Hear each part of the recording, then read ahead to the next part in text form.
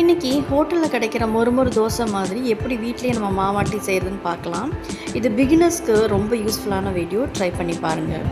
அதுக்கு ஃபஸ்ட்டு வந்து 1 கப் புழுங்கல் அரிசி, 1 கப் பச்சை அரிசி,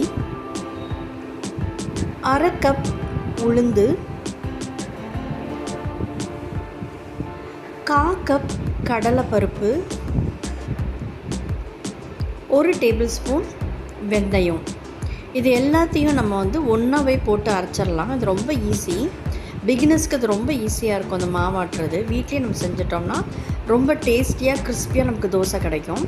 இப்போ நம்ம எடுத்த அரிசியெல்லாம் நல்லா 3-4 தடவை நல்லா கழுவிட்டு அப்புறம் 3 மணி நேரம் நம்ம ஊற வைக்கணும். ஊறினதுக்கப்புறம் நம்ம வந்து கிரைண்டரில் போட்டு ஆட்ட வேண்டியதுதான்.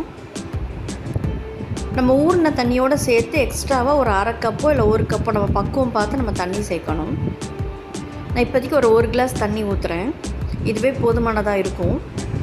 உங்களுக்கு தண்ணி அளவு தெரிலன்னா ஃபஸ்ட்டு ஒரு 1/2 கிளாஸ் தண்ணி ஊற்றிட்டு அதுக்கப்புறம் நீங்கள் வெயிட் பண்ணுங்கள். கொஞ்சம் நல்லா மையம் அரைஞ்சதுக்கப்புறம் தண்ணி தேவையான எக்ஸ்ட்ரா ஊற்றிக்கலாம். இப்போ அந்த மாவுக்கு தேவையான அளவு உப்பையும் நான் எப்பவுமே சேர்த்துருவேன். இந்த அளவுக்கு வந்து 2 டேபிள் ஸ்பூன் அளவு உப்பு தேவை. நான் கல்லுப்பு தான் யூஸ் பண்ணுவேன். பாருங்கள், நல்லா அரைஞ்சிருச்சு. ஒரு 1/4 மணி நேரம் நல்லா அரைய விடணும் நம்ம. பாருங்கள், அரைச்சதுக்கப்புறம் இந்த மாதிரி கொரன்னு இருக்கும் மாவு. இந்த மாதிரி தண்ணி பக்குவம் இருக்கணும். அப்போ தான் மாவு நல்லா மெல்லிசாக விட முடியும் நம்மளால். இந்த மாவில் தோசை மட்டும் தான் செய்ய முடியும், இட்லி செய்ய முடியாது.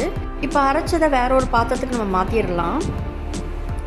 நம்ம அரைச்ச மாவு வந்து ஓவர் நைட் வெளியிலேயே வச்சுட்டேன். நான் வெளியில் வச்சாதான் நல்லா புளிக்கும் மாவு. புளிச்ச மாவு தான் நமக்கு வந்து நல்லா கிறிஸ்பியாக இருக்கும் தோசை.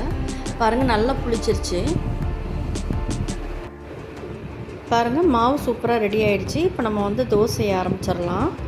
இந்த மாவில் வந்து லைட்டாக அந்த கடலை மாவு அந்த ஸ்மெல் வரும். அந்த ஸ்மெல்லு தான் தோசை செய்யும் போது ரொம்ப நல்லாயிருக்கும். இப்போ நல்லா கல் சூடாகிடுச்சு. இப்போ கொஞ்சம் நல்லா தண்ணி தெளிச்சிட்டு நம்ம தோசையை ஆரம்பிச்சிடலாம்.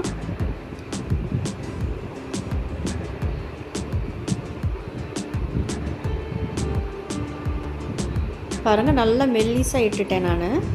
இப்போ நம்ம இதுக்கு தேவையான அளவு எண்ணெய் ஊற்றிட்டு, ஹோட்டல்ஸில் என்ன பண்ணுவாங்கன்னா நல்லா கிறிஸ்பி தோசைக்கு இந்த மாதிரி சுரண்டி விட்டுருவாங்க மேலே. ஸோ தட் நமக்கு தின் லேயர் நமக்கு கிடைக்கும். பாருங்கள், இது மனமும் ருசியும் அப்படியே ஹோட்டல் ஸ்டைல் மாதிரி தான் இருக்கும். கண்டிப்பாக வீட்டில் ட்ரை பண்ணி பாருங்கள். குழந்தைங்க நல்லா என்ஜாய் பண்ணி சாப்பிடுவாங்க.